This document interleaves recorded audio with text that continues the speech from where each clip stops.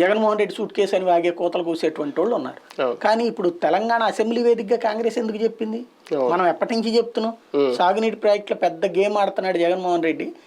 అటు వాస్తవంగా జగన్ని వాడుకుందామని కేసీఆర్ ప్రయత్నిస్తే కేసీఆర్ని వాడుకోవడం ఏం చేశాడు జగన్ కూల్గా.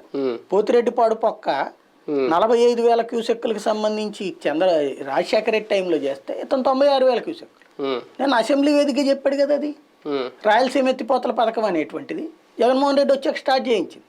చంద్రబాబు నాయుడు ఆ మధ్యన గొడవ జరిగింది ఏంటి అక్కడ పొంగనూరు దగ్గర సాగునీటి ప్రాజెక్టులు కృష్ణ నీళ్లు అటుకి పొంగనూరు వైపు షిఫ్ట్ చేసేస్తున్నాడు కొత్త ప్రాజెక్టులు. దాన్ని ఎవరు ఆపిచ్చారు? చంద్రబాబు ఆపిచ్చాడు. ఎన్జీటీలో కేసేవి.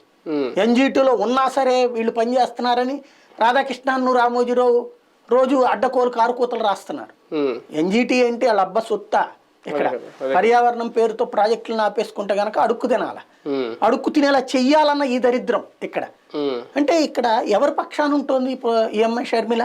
అదే కదా, ప్రాజెక్టులు ఆపాలనుకునే వాళ్ళ పక్షాన మాట్లాడుతుంది. అవ్వలేదని చెప్తుంది అవిన వాటికి సంబంధించి. ఇప్పుడు ఇంకొకటి ఏమంటది ఈవిడ, కాంగ్రెస్ వస్తే చేస్తుంది. కాంగ్రెస్ వస్తే చేయకపోబట్టినే కదా రాజశేఖర రెడ్డి చేయాల్సి వచ్చింది.